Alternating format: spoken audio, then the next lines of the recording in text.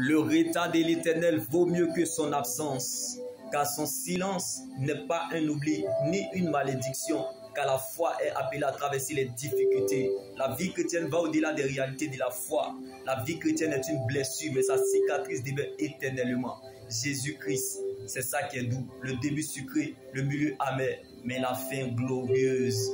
Donc le silence de Dieu n'est pas l'indifférence, mais la différence de sa présence, de son amour et de son esprit dans notre vie.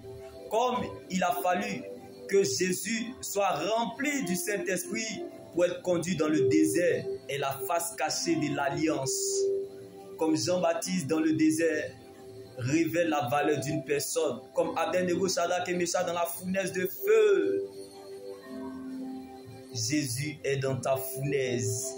Que les gens veuillent ou pas, t'aident ou pas, interviennent ou pas, la Bible pouvait nous le dire, c'est la force au lion qui a réveillé le lion de la tribu de Juda qui sommeillait en Daniel.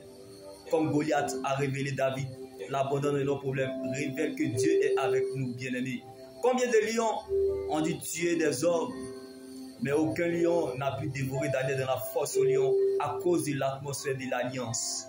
Il n'y a pas, bien-aimé, d'accomplissement sans combat. Il n'y a pas de combat sans promesse. Et il n'y a pas de problème sans alliance. Et il n'y a pas d'alliance sans vœux et serments. Il n'y a pas de vœux et serments sans talent et don. La célébrité est le talent. On travaille par compétence pour recevoir un salaire. Mais l'élévation est un don. On sait avec le cœur pour recevoir une récompense. La Bible pouvait nous le dire. Par principe, on remplace le roi par un prince. Mais David, serviteur qu'il était, est devenu roi.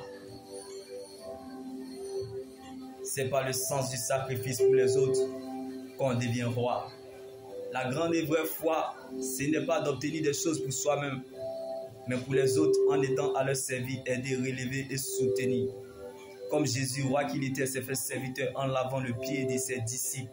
Parfois tu ressens un grand vide. Ne continue pas à chercher, va au pied du Seigneur Jésus-Christ. Car parfois tu ne sais pas ce que tu veux. C'est l'Éternel qui te manque. Shalom.